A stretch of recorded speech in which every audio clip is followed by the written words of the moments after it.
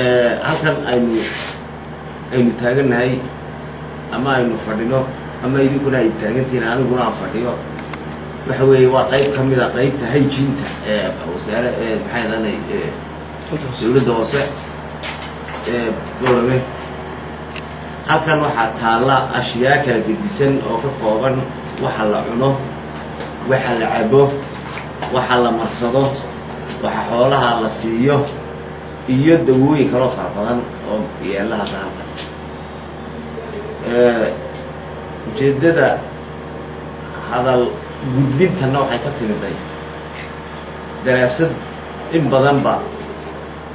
ay dawladda hoose ku haysay in dib loo eego magaalada gudaheega ashyaada dhacsan ee kala gedisan ama sharaabka ha noqoto ama noocay doontaba ha noqotee oo magaalada ka buuxda iyo saamaynta ay ku leeyihiin bulshada ay ku leedahay waxyaalahan dhacay inta mas-uuliyadda naga saaran waan gudoomiyaha agaasimaha isbitaalka Ismaaciil waan ka wada hadalnay dhakhtar baanu u yeedhnay bal isaga laftigiisuna ogaada wixii dawooyin ee dhacay iyo wixii kale waxaan doonayaa inaan halkan fariin uga gudbiyo dadka haya alaabtan dhacday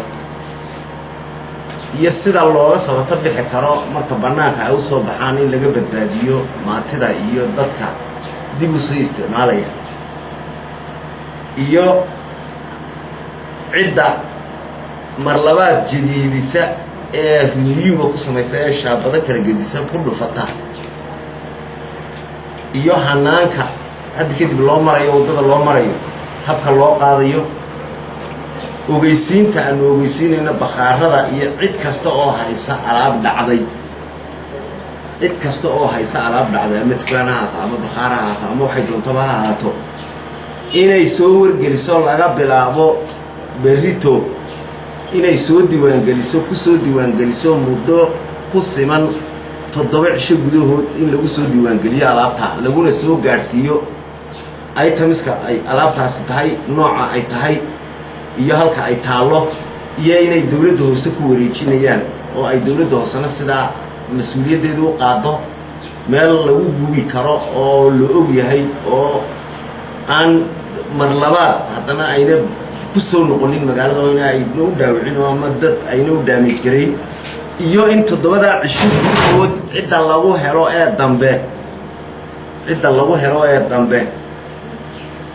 lagu helo alaabtaasi dhacday iyagoo ka ganacsanayo oo si u kasa uga ganacsanaya inay iyaguna tallaabo iyo ciqaab iyaguna mudan doonaan midna iyadu wayba ka baxsan tahay oo waxa jira rag jadiidiya oo shaabad labaad ku dhufta alaabta kaasi isagu warkiisa aanu qaabanaayna warkiisa waxaan isarki doonaa markaan ka gacanta ku qabano ee aan hay'adaha sharciga horgeyno ayuun baan kaa wax jadiidinaya ummadda halaagaya waxa 3 sanadood ka hor dhacay dib u jadiidinaya shaabad ku dhufanaya markaan qabano kaasi ballantayadu waxa weeyaan uu markaa iyo cadaaladda in la horka iyo damage uu geystay oo lagu qaado waxaa kaloo la mudan doonaa ganaaxiyo fara badan waxaan leeyahay dhammaanba dadweynaha ku dhaqan magaalada Boorame iyo nawaaxigeegaba walaalayaal waxaanu idinla socodsiinaynaa waxaanu idinka codsanaynaa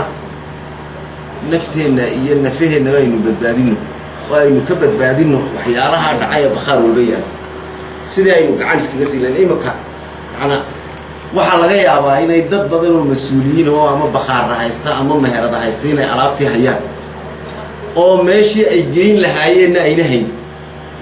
oo markaas sidaa darteed ay bakhaarkii alaabtii u taalo waanu kaa furanaynaa oo annaga nagu soo wareeji maanta wixii ka dambeeya waxaanu ku cadaynaynaa inaad annaga nagu soo wareejiso inta istogeed haysana inaad annaga nagu wareejiso mas'uuliyaddiina sidaa kaaga wareegto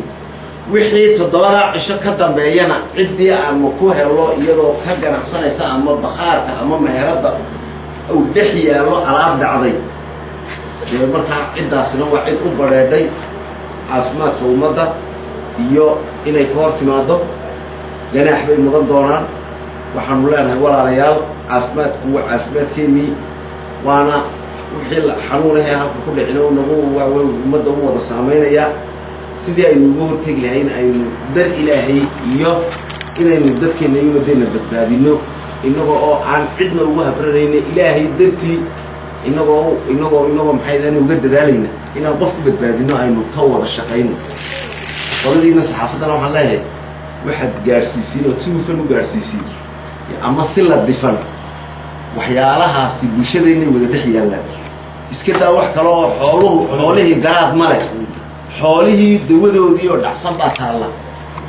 oo dib loo jadiidinayaa. dee hadduu dadku kala garaneen xooluhu adeer ma garanayaan. xoolahana cadkii iyo caanihii baynu isticmaalaynaa. waxaa laynaga rabaa qof walba inuu halkiisa ka dadaalo oo uu marka uu arko waxyaalaha noocaas oo kale ah dee xoola la-aanna ma noolaanayno. nolosheenna waxay ku xidhan tahay xoolaha, dhaqaal ahaanha waxaynu ku xidhan nahay xoolaha, caafimaad ahaan waxaynu ku xidhan nahay xoolaha, wax walba waxaynu ku xidhan nahay xoolaha. waxaan leeyahay cid kasta oo wacyigelin ka fidisa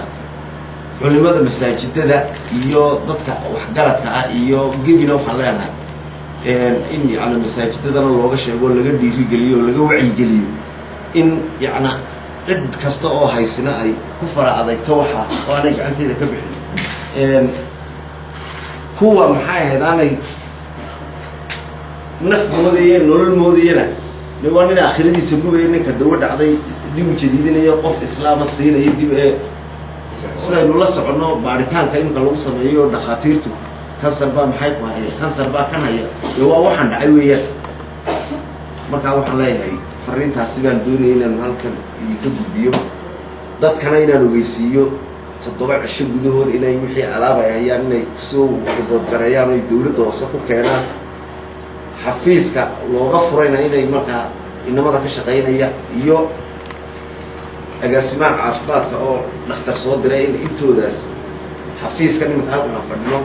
inay si temporary 7 cisho usoo diiwaangeliyaan alaabta hayaan baan idinku celcelinaynaa. 7 cisho hadday dhaafto ganaax ciqaab iyo kulley yaa ka dambaynaysa inta aanay tahay inta ka horeysa. ilaahayna garansiiyo talada fiican caafimaadka wanaagsan.